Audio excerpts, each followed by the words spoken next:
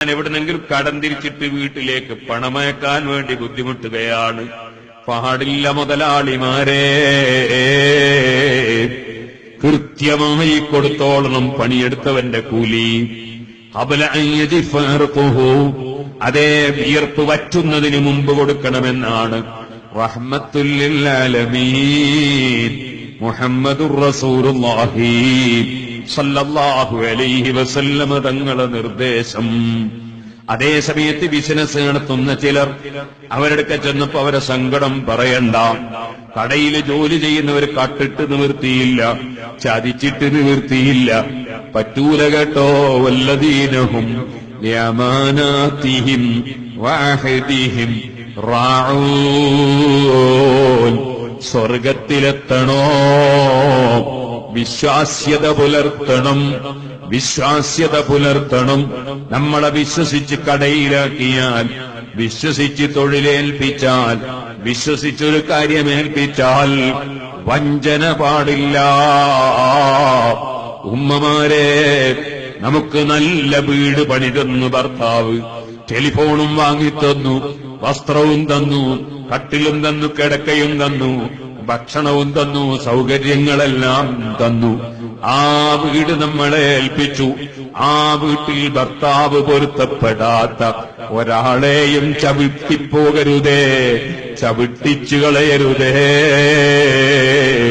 ഭർത്താവ് പൊരുത്തപ്പെടാത്ത ഒരു വ്യക്തിയെയും ഭർത്താവിന്റെയോ നിങ്ങളുടെയോ ഫോണിൽ വിളിച്ചു പോകരുതേ. മമ്മാതത് വസൗജുഹാ അൻഹാ റാദ് ദഖലത്തിൽ ജന്ന. ഭർത്താവിന്റെ പൊരുത്തം വാങ്ങി മരിച്ച പെണ്ണ് സ്വർഗത്തിൽ കടന്നു. ഭർത്താവിനെ വഞ്ചിക്കല്ലേ.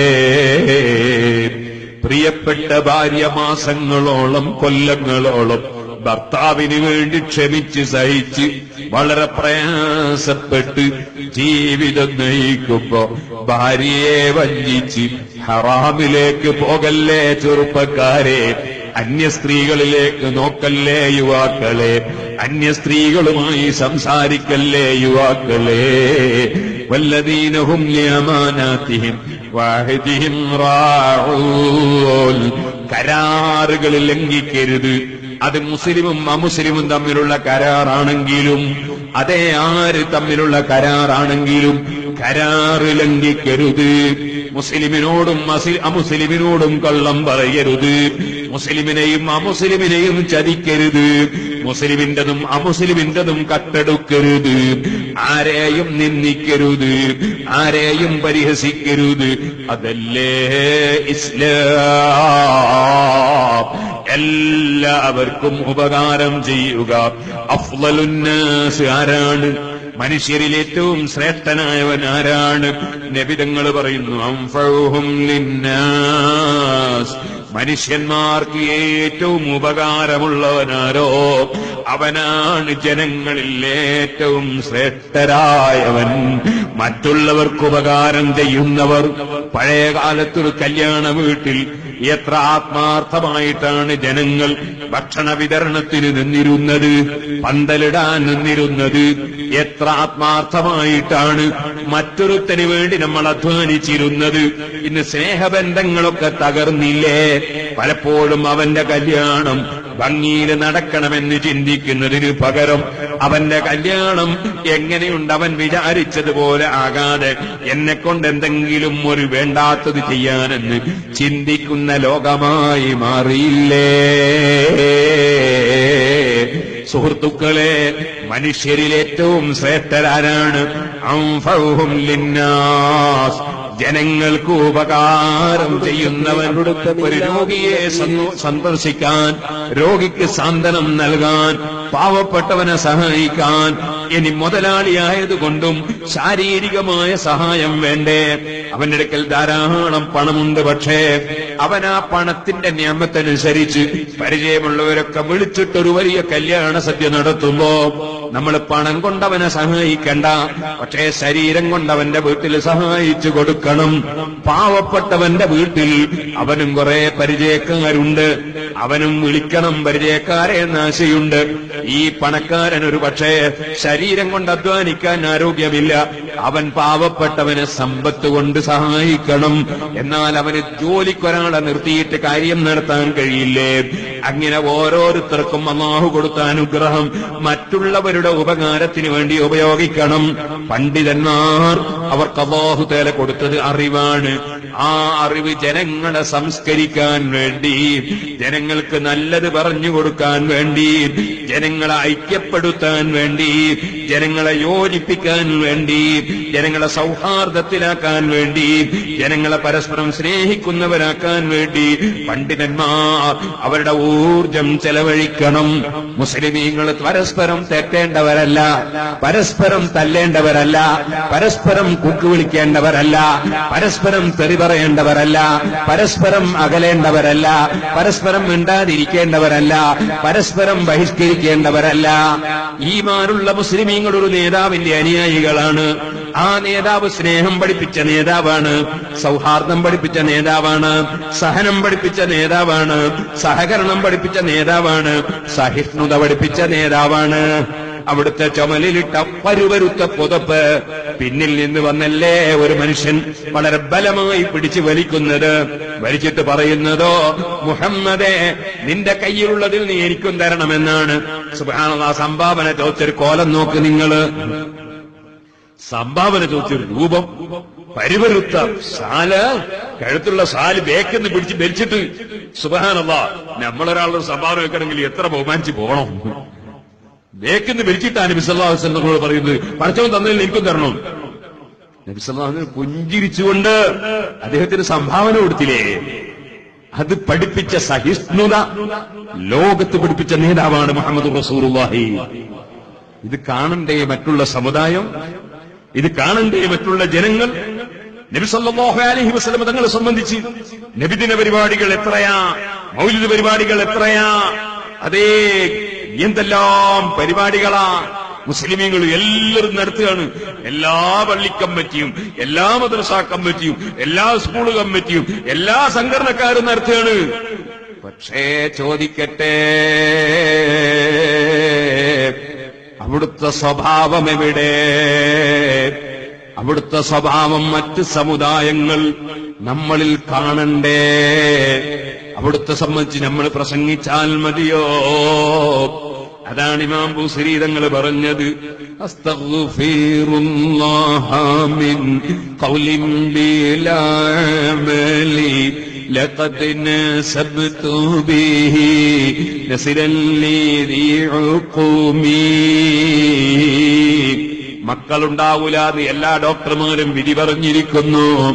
അതേ, അദ്ദേഹത്തിന് കുട്ടിയുണ്ടാകാനുള്ള ശേഷിയില്ല. ആ മനുഷ്യന് കുട്ടിയുണ്ടെന്ന് പറഞ്ഞാൽ, അദ്ദേഹത്തിന്റെ മകനാണ് കുട്ടിയെന്ന് പറഞ്ഞാൽ ആരെങ്കിലും അംഗീകരിക്കുമോ? ഇതുപോലെ നബിതങ്ങൾ പഠിപ്പിച്ച സ്വഭാവം നമ്മളിൽ തീരെ കാണാനില്ലെങ്കിൽ പിന്നെ നമ്മളിങ്ങനെ പ്രസംഗിച്ചാൽ ആളുകൾ അംഗീകരിക്കുമോ? നമ്മളെ ജീവിതത്തിൽ നബി സല്ലല്ലാഹു അലൈഹി വസല്ലം തങ്ങളുടെ സ്വഭാവം പുലർത്താൻ നമുക്ക് കഴിയണം. അവിടുന്ന് ഒരു വിഷയവും വിട്ടേച്ചു പോയിട്ടില്ല. നബിയുനൽ ആമീറുൻ നഹീഫാല അഹദു അബറാഫി ഖൗലില്ല മിൻഹു വലനാമി മൗലായ സല്ലി വസല്ലിം ദൈമൻ അബദാ അലാ ഹബീബിക ഖൈറിൽ ഖൽഖി കുല്ലിഹിം. ഇന്നലെ മലപ്പുറം ജില്ലയിൽ ഒരു സ്ഥലത്ത് പ്രസംഗിച്ചു. ആ പ്രസംഗം കഴിഞ്ഞ് ഞാൻ അവിടുന്ന് തിരക്കിട്ട് വേറൊരു പരിപാടിക്ക് പോവുകയാണ്. ഒരു ജംഗ്ഷനിലെത്തിയപ്പോ വഴി അറിയില്ല. വഴി ചോദിക്കാൻ ഒരാളെ കണ്ടപ്പോൾ അയാൾ വഴി ചോദിച്ചു. അപ്പൊ അയാൾ ഞാനും വരാന്ന് പറഞ്ഞ് അദ്ദേഹം വണ്ടി കയറി. അദ്ദേഹം നേരെ വന്ന് ഒരു ജംഗ്ഷനിൽ ഞങ്ങളെ എത്തിച്ചു തന്നു. എത്തിച്ച് ഇറങ്ങുന്നതിന് മുമ്പ് അദ്ദേഹം സിറാജുൽ ഹുദയിലേക്ക് ഒരു നേർച്ച തന്നു. അത് തന്നിട്ട് അദ്ദേഹം എന്നോട് പറയാണ്, അദ്ദേഹത്തെ അവിചാരിതമായി കണ്ടുമുട്ടിയതാണ്. അദ്ദേഹം പറയാണ് ദുആ ചെയ്യണം. അദ്ദേഹം ആവശ്യപ്പെടുന്നു ദുആ ചെയ്യണം. അദ്ദേഹം പറയുന്നത് എന്താണ്? എന്റെ ബാപ്പയുടെ ഒരു സ്വത്ത്, ആ സ്വത്ത് ഇവിടെയുള്ളൊരു ജമാഅത്തെ ഇസ്ലാമിക്കാരൻ അദ്ദേഹത്തിന്റേതാണെന്ന് പറഞ്ഞ് കള്ളക്കേസ് കൊടുത്തിട്ട് അദ്ദേഹം അനുകൂലമായി വിധി വാങ്ങിയിട്ട് എന്റെ സ്വത്ത് നഷ്ടപ്പെട്ടു, ഞങ്ങളെ സ്വത്ത് നഷ്ടപ്പെട്ടു പോയി, അത് ഞങ്ങൾക്ക് തിരിച്ചു കിട്ടാൻ പ്രാർത്ഥിക്കണം. അല്ലാഹുവേ, അവരുടെ ഹക്കാണെങ്കിൽ അവർക്ക് നീ തിരിച്ചു കൊടുക്കണം റഹ്മാനെ. സുഹൃത്തുക്കളെ, ഞാൻ പറഞ്ഞു വരുന്നത് ദീനീ പ്രവർത്തകനാണെന്ന് പ്രബോധകനാണെന്ന് പറഞ്ഞ് പ്രബോധനവും കൈ പിടിച്ചു പോകുമ്പോഴും ഹക്ക് കയ്യിലാക്കുന്നതിന് മടിയില്ല. പിന്നെ പ്രബോധനം കൊണ്ടെന്താ കാര്യം? ഇനി ഞാൻ നിങ്ങളോട് പറയട്ടെ, മറ്റൊരാളെ ഞാൻ കണ്ടു. അദ്ദേഹം, ഞാൻ തിരുവനന്തപുരത്ത് നിന്ന് തിരൂർ റെയിൽവേ സ്റ്റേഷനിലേക്ക് വരികയാണ്. ഷൊർണൂരിലിറങ്ങി, സുബഹിന്റെ സമയമാണ്. ഞാൻ അവിടുന്ന് ഷൊർണൂരിലിറങ്ങി നിസ്കരിച്ചതിന് ശേഷം അതിനപ്പുറത്തെ ഭാഗത്തേക്ക്, അതാ പ്ലാറ്റ്ഫോം മാറിയിട്ട് വേണം അടുത്ത വണ്ടിയിൽ പോരാൻ. ഞാൻ അവിടുന്ന് അങ്ങനെ നടന്നു പോകുമ്പോ രണ്ടാളപ്പുറത്തുനിന്ന് സുബഹി നിസ്കരിക്കുന്ന ഞാൻ കാണുന്നുണ്ട്. ഒരാളെനിക്ക് പരിചയമുണ്ട്, സമയമില്ലാത്തതുകൊണ്ട് ഞാൻ വന്ന് വണ്ടി കയറി. വണ്ടിയിലിറങ്ങിയപ്പോ മറ്റൊരാളതാ ഞാൻ നിസ്കരിക്കുന്ന കണ്ട മറ്റൊരാൾ എന്റെ സമീപത്ത് വന്നു. അദ്ദേഹം വന്ന് കുറെ സന്തോഷം പറഞ്ഞു. ഞാൻ സിറാജുദ്ദീനിലൊക്കെ വരാറുണ്ട്, മദ്രാസിൽ നിന്ന് വരുന്നതാണ്, കുറെ കാര്യങ്ങളൊക്കെ പറഞ്ഞു. അദ്ദേഹം ഒരു നേർച്ച തന്നു. അദ്ദേഹം നേർച്ച തന്നിട്ട് പറയുന്നത് എന്താണ്? എന്റെ മകൾ എന്റെ വീട്ടിലാണ്, 4 വയസ്സുള്ളൊരു കുട്ടിയുണ്ട്. ആ കുട്ടിയെ ഭർത്താവിന്റെ വീട്ടുകാർ മകളെ കൂടെ അയച്ചു തരുന്നില്ല. കംപ്ലൈന്റ് പറഞ്ഞത് അതാണ്. ഞാൻ അതിനെ സംബന്ധിച്ച് വിശദമായി ചോദിച്ചു. അപ്പൊ പറഞ്ഞു, ഭർത്താവും ഈ കുട്ടിയും ഈ എന്റെ പെൺകുട്ടിയും തമ്മിൽ പ്രശ്നമൊന്നുമില്ല, പക്ഷേ ഭർത്താവിന്റെ ബാപ്പയും ഉമ്മയും വാശി പിടിക്കുന്നു, എന്റെ മകളങ്ങ് കയറാൻ പാടില്ല എന്ന്. മാത്രമല്ല, 4 വയസ്സുള്ള പിഞ്ചു കുഞ്ഞിനെ ഉമ്മയുടെ കൂടെ അയച്ചു തരുന്നില്ല. ഞങ്ങൾ ഇന്നൊരു മസ്ലഹത്തിന് ഇന്നോ നാളെയോ പോകുന്നുണ്ട്, ഒന്ന് അവരുടെയും ഞങ്ങളുടെയും മനസ്സൊന്നിണങ്ങാൻ വേണ്ടി പ്രാർത്ഥിക്കണമെന്ന് ആ പിതാവ് സങ്കടം പറയാണ്. അല്ലാഹുവേ, ആ ചെറുപ്പക്കാരനും ചെറുപ്പക്കാരിയും പരസ്പരം സ്നേഹിച്ചിരിക്കുന്നൊരു ബന്ധം അത് മുറിഞ്ഞു പോകാതെ സന്തോഷമുള്ളൊരു കുടുംബജീവിതം കൊടുക്കണേ റഹ്മാനെ. ഓ സുഹൃത്തുക്കളെ, ഞാൻ ചോദിക്കട്ടെ, നമ്മളിങ്ങനെ വാശിക്കാരാകണോ? ബാപ്പയും ഉമ്മയും വാശിക്കാരാകണോ? ഭർത്താവും ഭാര്യയും വാശിക്കാരാകണോ? അയൽവാസികൾ വാശിക്കാരാകണോ?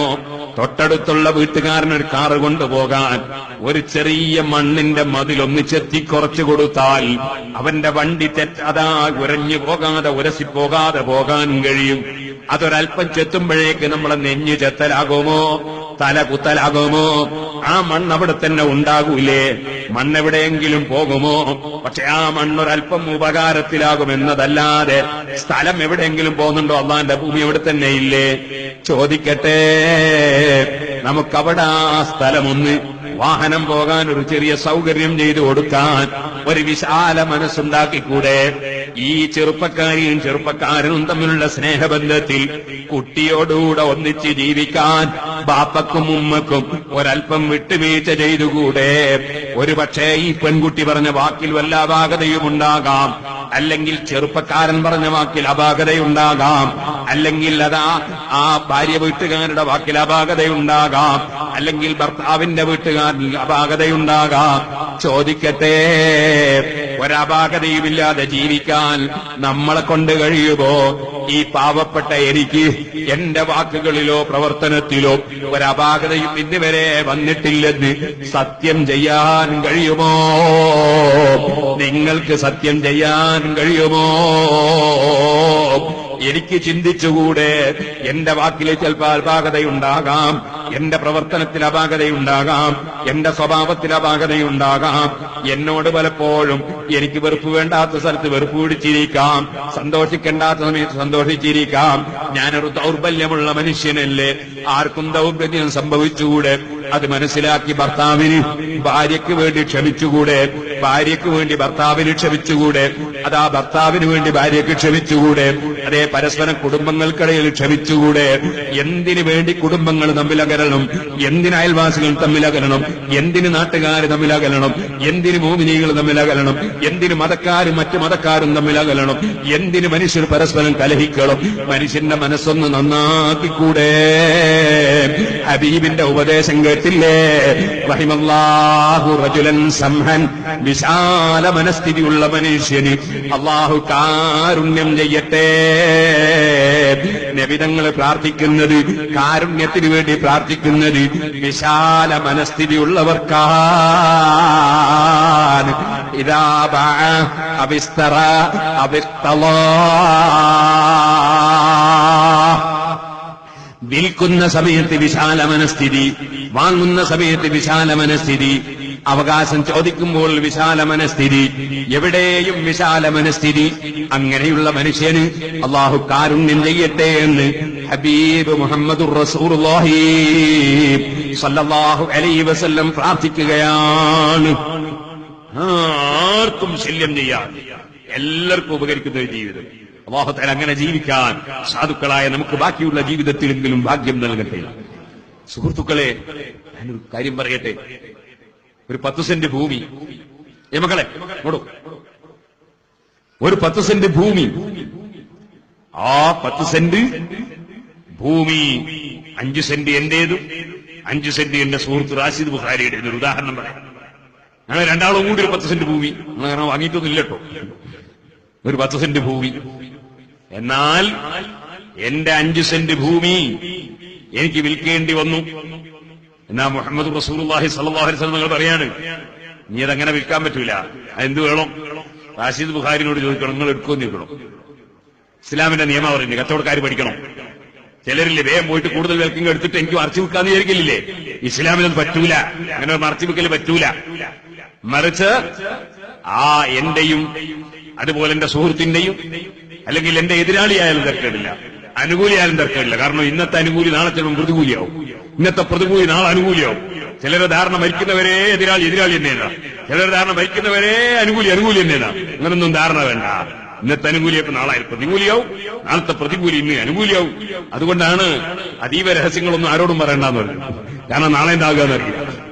അപ്പോ സുഹൃത്തുക്കളെ, നമ്മൾ മനസ്സിലാക്കണം, മനുഷ്യന്റെ കൽബ് എന്ന് പറഞ്ഞാൽ തന്നെ മറിയുന്നത് എന്നതിന്റെ അർത്ഥം.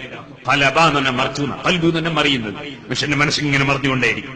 ആ മനസ്സിനെ കൃത്യമായ റൂട്ടിൽ അല്ലാഹു തആല നടത്തി തന്നാൽ അൽഹംദുലില്ലാഹ്. അതാണ് നബി സല്ലല്ലാഹു അലൈഹി വസല്ലം, അല്ലാഹുമ്മ യാ മുസരിഫൽ ഖുലൂബ് സബ്ബിത് ഖൽബി അലാ ദീനിക വ തആഅതി.